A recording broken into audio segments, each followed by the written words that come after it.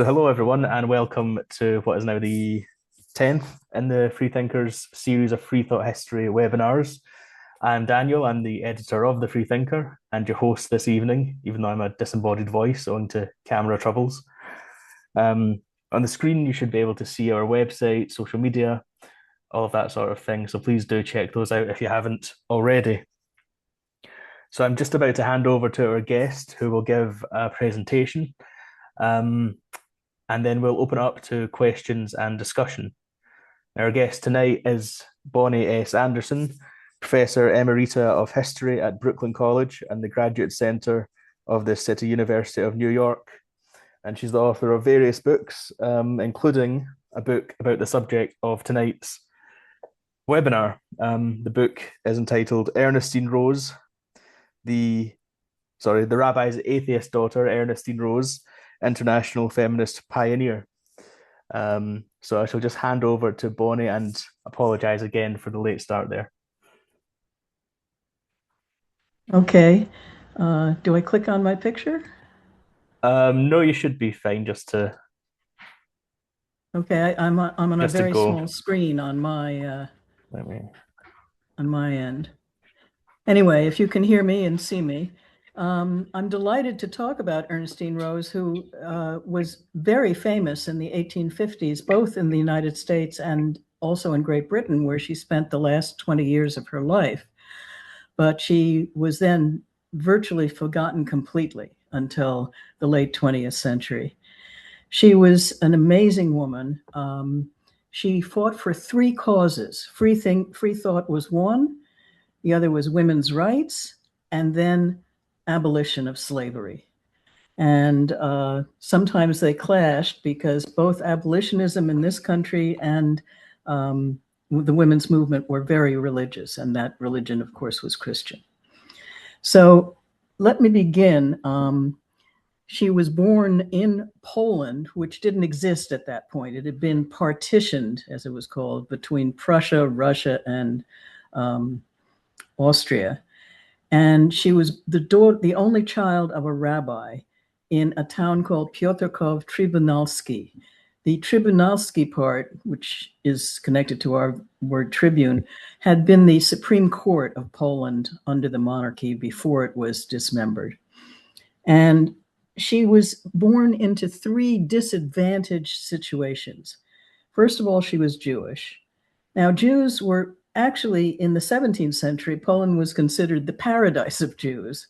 It wasn't until the late 19th century that it became a land that Jews would flee from. She was in Poland, as I mentioned, and she was also female, which meant she was not valued nearly as highly as a boy, both within Judaism and within the culture as a general. Now, as a child, she became a surrogate son to her father.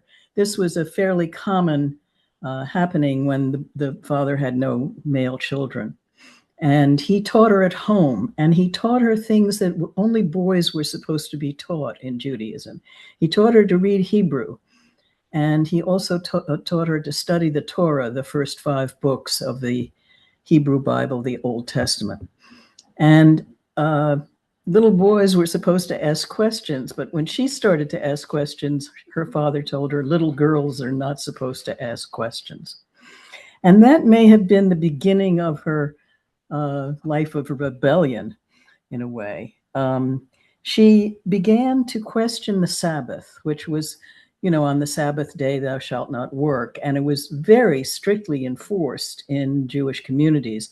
All Jewish communities, except with a very few exceptions in these years, were what we would call Orthodox. So no work on the Sabbath. And she was told she could only comb her hair if no piece of hair came out, because then it was considered work. And there was a saying in her town, and when I would speak to older Jewish communities, I'd ask if anybody had heard this saying, and no one had, that you shall keep the Sabbath unto the breaking of a piece of straw. So when she's 12 years old, she goes into a room and she says, God, I don't want to offend you. So if you don't want me to break this piece of straw, send me a sign.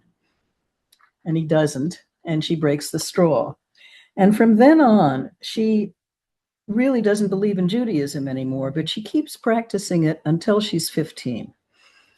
She's an only child, and when she's 15, her mother dies and leaves her money. And her father, again, according to local custom, which continued in Judaism up until the 20th century, her father betroths her to a man, and she doesn't want to marry him. And she begs him to release her from the bargain, but he says, "You're beautiful and you're rich. Why should I let you go?" And then she takes a step which really will define the rest of her life. She hires a sleigh and she goes in wintertime 60 miles away to Kalish, which was the local court. And she pleads her case in front of a court. Imagine a 15-year-old girl doing that. And she wins. I couldn't find the records. Polish history has been so turbulent that it's very difficult. I mean, records often don't exist. But I certainly found cases of other Jewish women who went to Polish courts for various cases. So she gets the money, she goes home, and she finds that her father has remarried a girl her own age. She gives him money, and she decides to leave, and she leaves her family and Poland forever. She never goes back to Poland, although she'll travel to Europe again. She goes to Berlin, and I wondered why she went to Berlin rather than, say, Warsaw. Warsaw was a very, very conservative Jewish community, Hasidic. Berlin was the home of what we would call Reform Judaism, and Berliner Jews mingled with Christians and had open houses and things like that. So she lives there for 2 years, and she invents a way to make a living, which is she invents a perfume paper to deodorize rooms. In those years, windows were closed for the entire winter, and there were subsequent odors. So she dispels those odors and is able to sell them. She then also in Berlin reads what she calls modern books, which means anything except the Bible. And there were a lot of reading clubs in Berlin. You could rent books cheaply. There were libraries. She's there for 2 years, and then she goes on to Paris. And she's in Paris for the Revolution of 1830, where Lafayette, our Lafayette, who came to America, is present, and he presides over the abdication of a very conservative king, Charles IV, who wanted divine right of monarchy and, a completely established church which could punish you with capital punishment. And that's overthrown in favor of a liberal monarchy. And she's not in favor of monarchy. She wants to see a republic, but she travels from Paris to London. And she'll be in London for 5 years, from 1831 to 1836. And the second year she's there, she meets Robert Owen. And I'm sure you've all heard of Robert Owen, but at that time he was one of the most famous men in the British Isles, because he had started from a modest beginning and ends up heading the most prosperous textile factory in the UK, New Lanark in Scotland. And what he had done was treat his workers decently. He feels that if you treat people well, they will respond well. And he stops for what in his day was constituted child employment. That is, he won't employ any child under the age of 10. He opens very good schools. He builds good housing. He has good stores. And he's rewarded with immense profits, and he becomes extremely famous and fairly important. He comes to the United States in 1826, and he's asked to address Congress because people feel he's solved, in a way, the Industrial Revolution. Now, while he's in the US, he issues what he calls his Declaration of Mental Liberty. That was the 50th anniversary of the Declaration of Independence.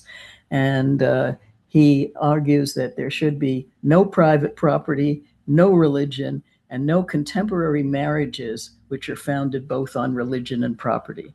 Now, I should say he was a very modest man in his private life. He stayed married to the same woman for his entire career.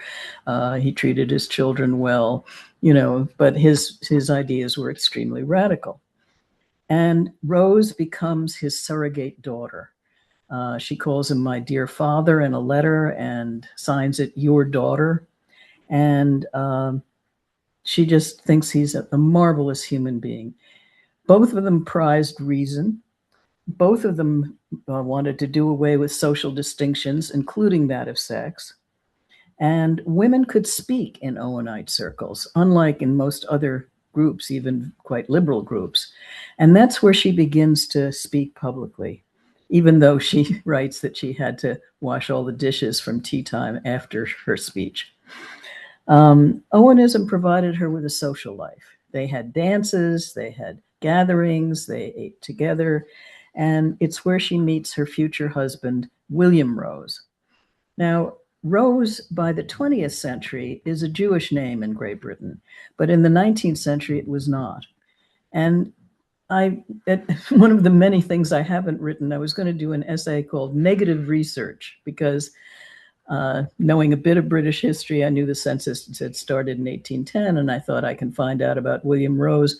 What I did not know was in those years, they only enumerated. They just counted people. They didn't say what parish they came from. They didn't say who their parents were. So all we know is his name. His middle name is Ella, E-L-L-A. And of course, when you Google it, you get the woman's name. I mean, I couldn't find out anything about him. But he was a free thinker. He adored Ernestine, and she loved him. And he was a silversmith. And they decide to get married.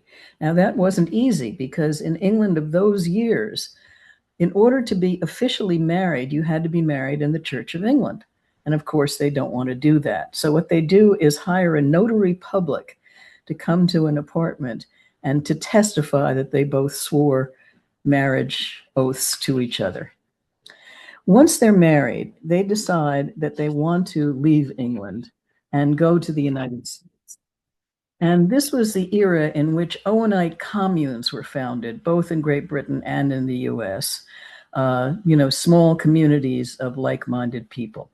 So they get on a ship in 1836 with a commune group, and they realize on the voyage, which took a number of weeks, that the group wasn't really ready to be a community that thrived. And so they leave in New York City, and they will live in New York for the next 33 years.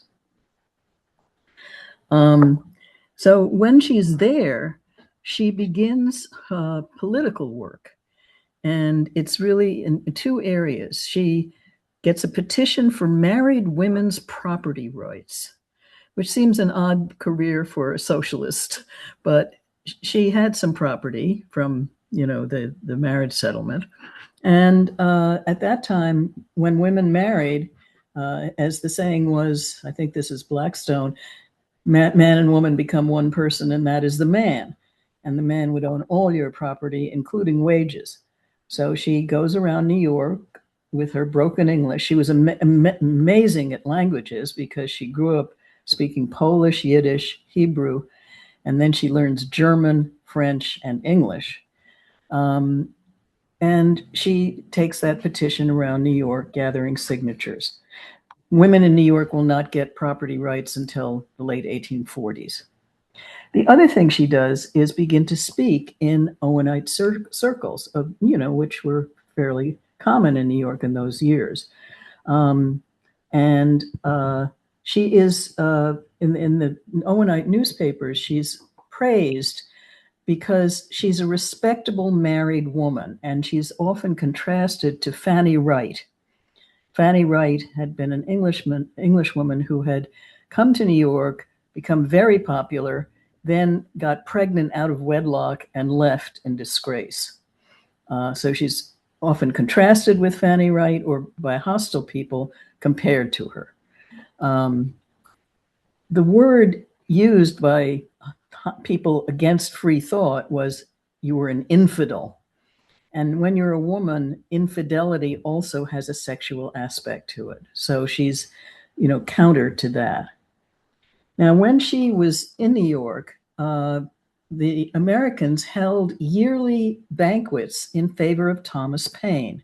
And this was the Thomas Paine, the author of The Age of Reason. Only the banquets were only for men. And Ernestine and William Rose decide to integrate the banquets and allow women to attend, and it works. And so women attend, there are dances, and the banquets go from the 1840s up to 1860 when they end. She begins public speaking at those banquets and also for the Freethought movement. But the Freethought movement is falling on hard times in these years. In US history, this is the era of what's called the Second Great Awakening, a religious revival that spread through the eastern states.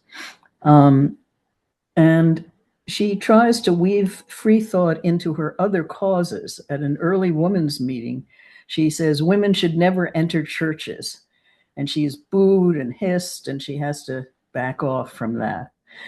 The other cause she favored was abolition, and abolition is equally Christian. That is, the South defends slavery because the Bible says slavery is okay, and the North loathes slavery because slavery goes against God. So she has to kind of mute her free thought beliefs in those two movements.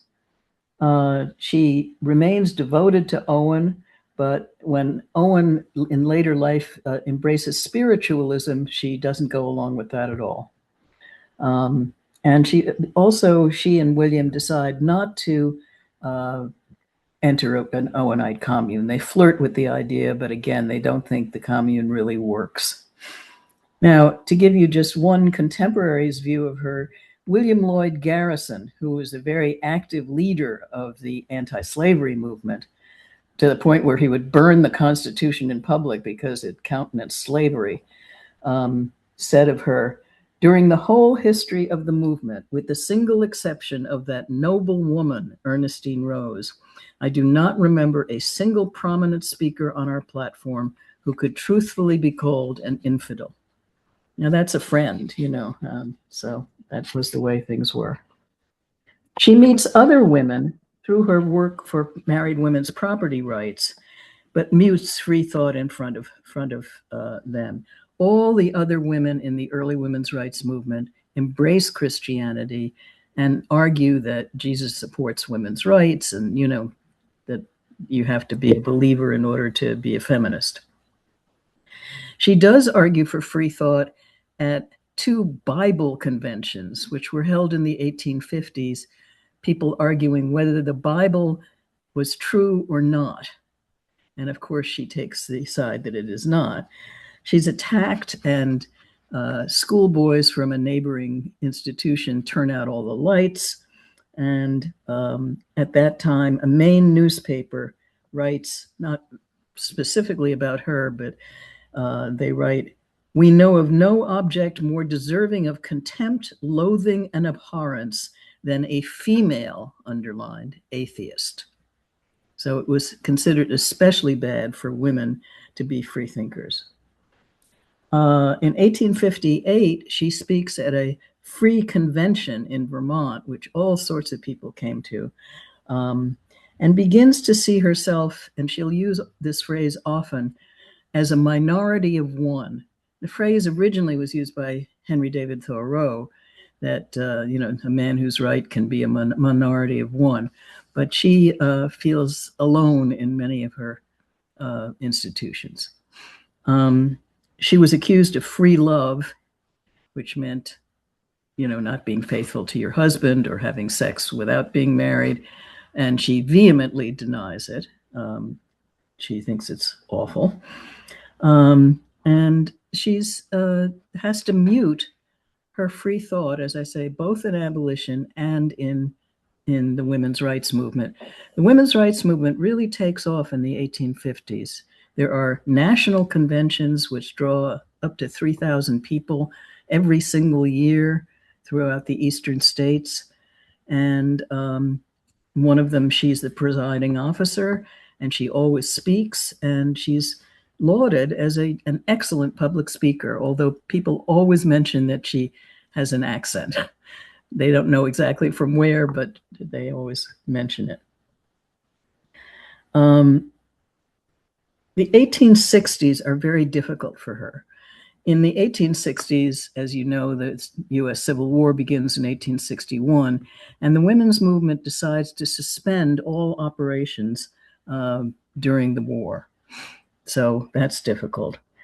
Secondly, there's a resurgence of religion. An amendment is put forth, which fortunately doesn't pass, declaring that the United States is a Christian nation and everybody has to believe. And she's attacked. The main source for her speeches in these years is a Freethought newspaper called the Boston Investigator. And in the 1860s, the editor of the Boston Investigator, Horace Seaver, begins writing anti-Semitic articles. And Rose, despite being a non-believing Jew, feels compelled to defend Jews in general. And she does. And they have a back and forth correspondence for almost 2 years. And he, says she never wins. Religion is all bad and Jews are the worst. Well, so it's very difficult. In 1861, she publishes her only book. It's short, and it's called A Defense of Atheism. It's very powerful. She argues first that there is no science that supports any idea of God. And then she skewers the Bible. She says, did God know that Eve would sin? If he didn't, he's limited. If he did but could not prevent it, he has no power. And if he did know and did nothing, he has no goodness. She then attacks the story of Noah. Why did God save his family and not anyone else's? And she argues that Jesus did not save the world. Look at the world today. What has it been saved from? There's still crime, there's still hypocrisy, there's still all sorts of sin. The second half argues that atheists are more moral than believers. They do good for its own sake and not for some supposed reward in heaven. Christianity is used to support Southern slavery, etc. So that was her only book that was published. And for the rest of her life, she tries to unite her 3 causes to no avail. Many feminists shunned her because she was not religious at all. Freethinkers wouldn't support abolition, which was very Christian. Instead, they support what they call a universal mental freedom, but free thought continues to decline. And abolitionists generally are a male group. Originally, female abolitionists traveled the Atlantic to come to a meeting in London, and they weren't allowed to speak and had to sit in the balcony. In 1869, for reasons that are never fully explained, the Roses decide to return to England, and they're welcomed by British freethinkers.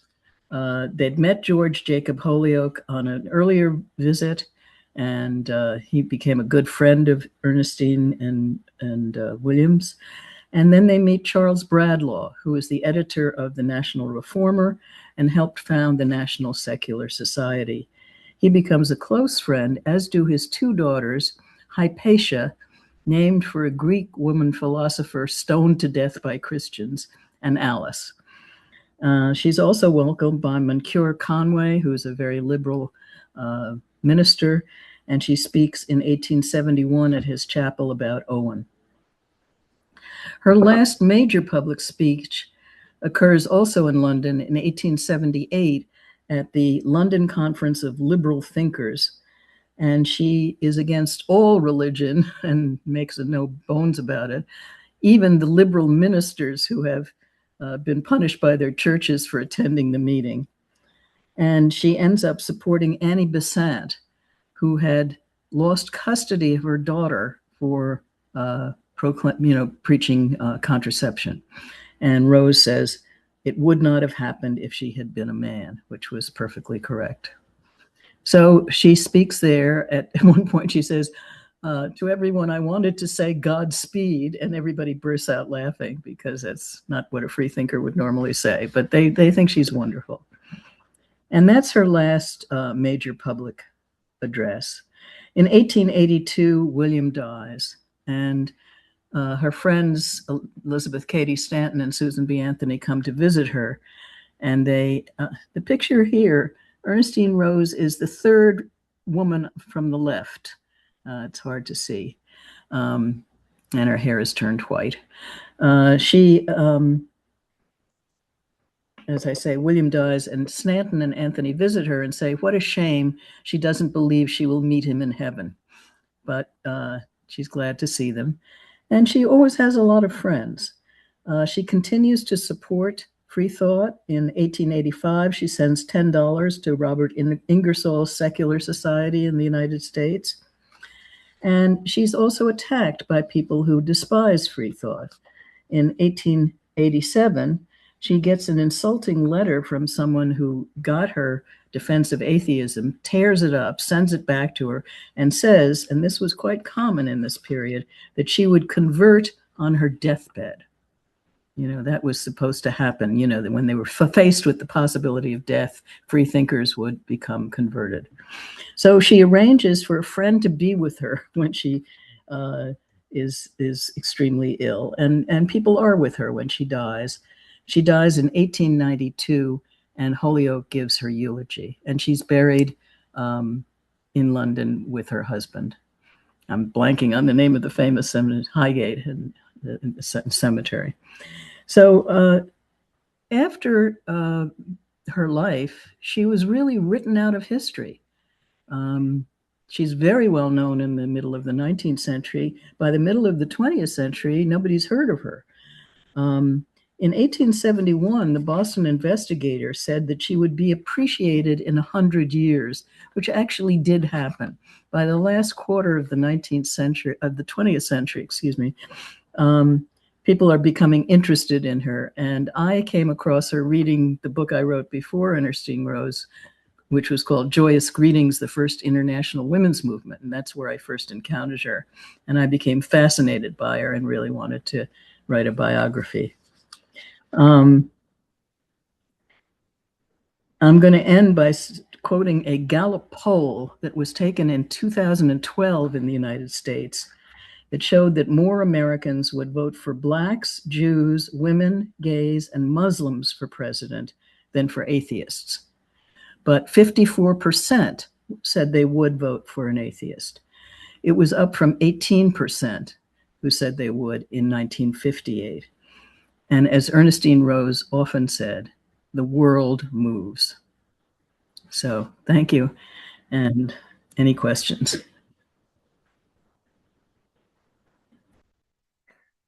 Thanks. Thanks very much, Bonnie. I wonder what she would make of the world now, where it's moved to. Well, I'm sure she, like myself, would hate Donald Trump. Yeah.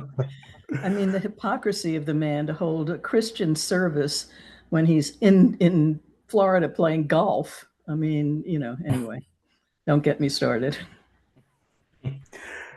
Well, I shall open it up to questions then. If anyone has any questions or comments, just raise your hand, either physically or in digitally. And I think first there was Nathan. Sorry. Hello. Thanks for your talk. Super interesting.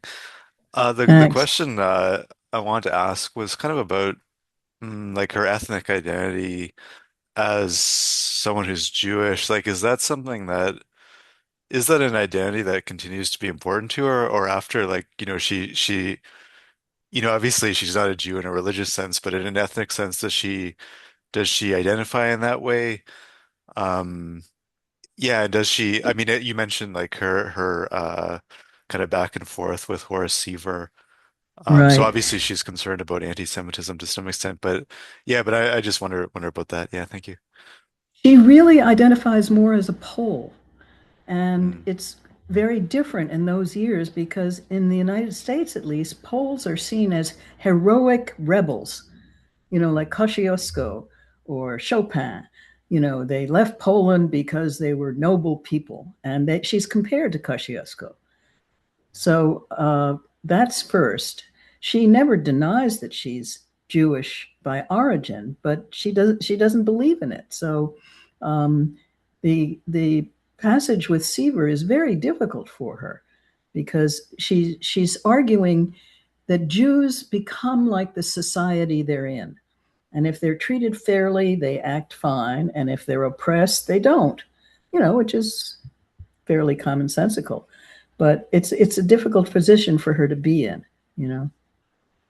So that's the best I can do. Oh, thank she you. doesn't really identify as an American. And in fact, when she comes to England, she says, "I'm not really an American." Well, what are you? She's really international. She's a very international person, and she brings that perspective to the women's movement. Thanks. I think Michael was next. In your talk, you mentioned Charles Bradlaugh's daughter Hypatia, and one of the things that I know about Hypatia Bradlaugh is that she once said that Ernestine was the only person she knew whose kindness had been so overwhelming that it had moved her father to tears, which is a really nice thing to have said about you. And it strikes me that suggests that she wasn't just a great humanitarian in terms of big causes, but also had great humanity at the smaller scale in terms of interpersonal relationships.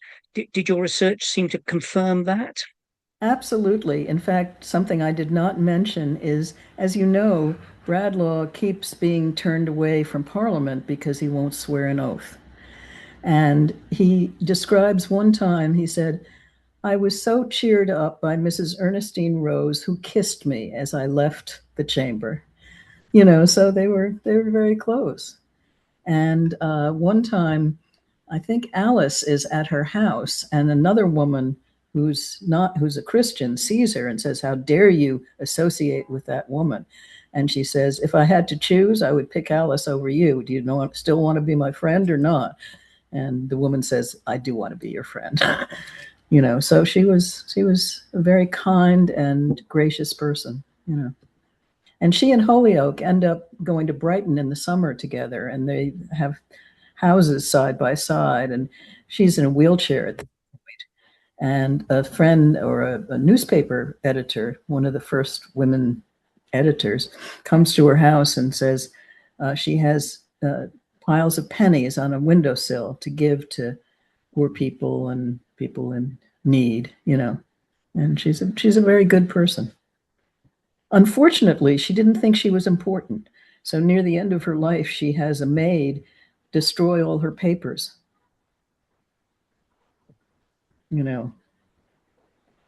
which makes the task of a biographer much more difficult. Yeah. I think Akash was up next. Hi, can you hear me? I just had basically two questions. One, in terms of abolitionism, generally when we think about abolitionism, secular and atheist voices really aren't that well recognized. I mean, I know of Ernestine Rose and Frances Wright, but I can't think of many others. Is there a reason why they're left out of history? And also, the second question is, I know that Ernestine Rose died before the first World Zionist Congress, but you mentioned, I think she thought of herself post-ethnically. She thought of herself as an internationalist, right? Or the second question?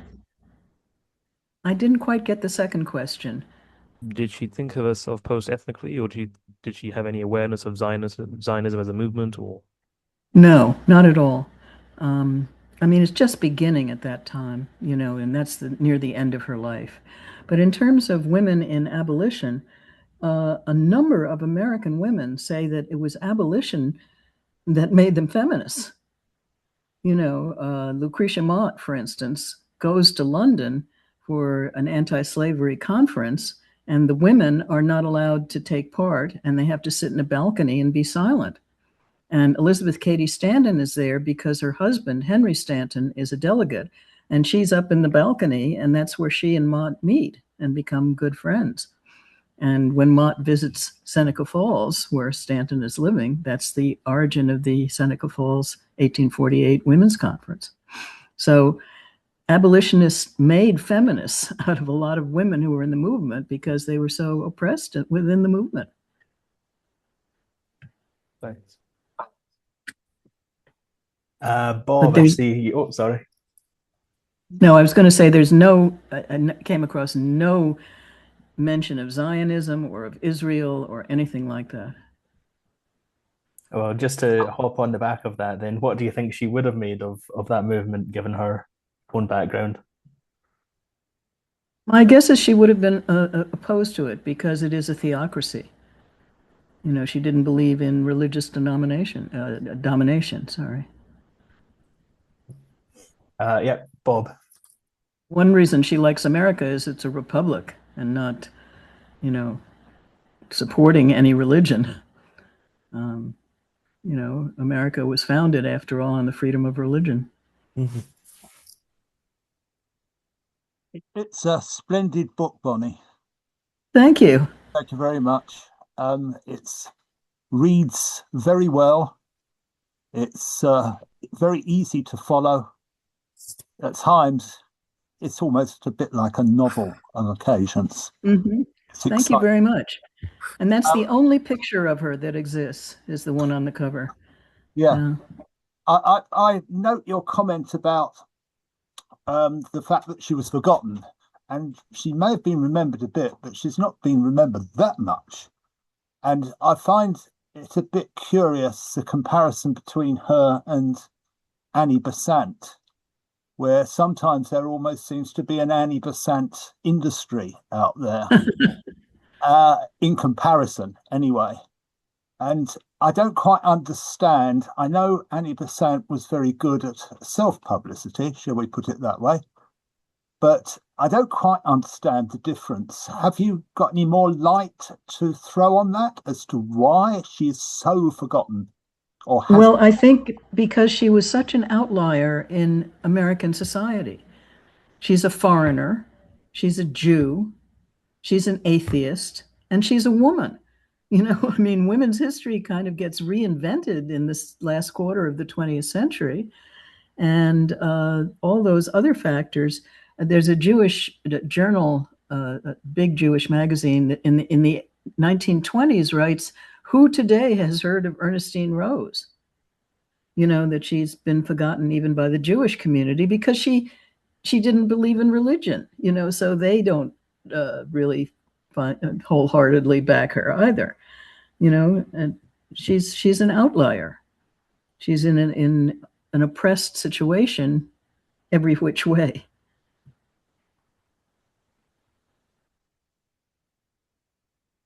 That's the best I can do.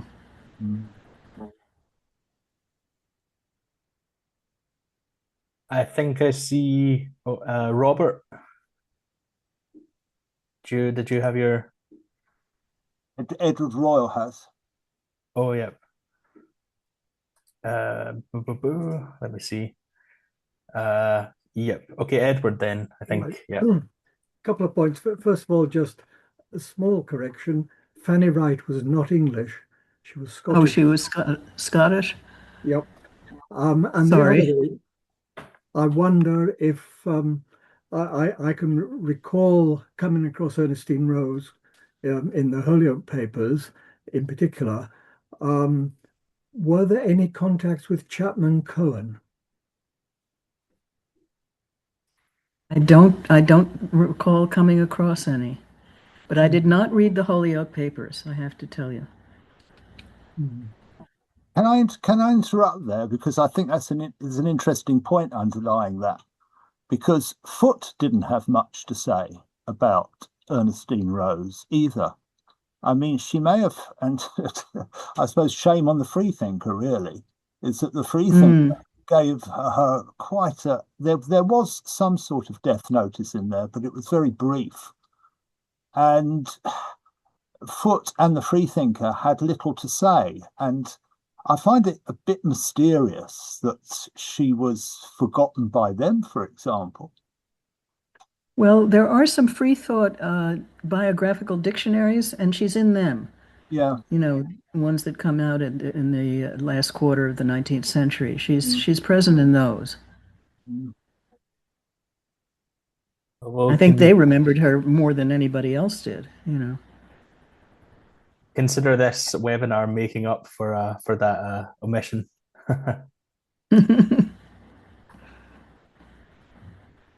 Does anyone else have any questions?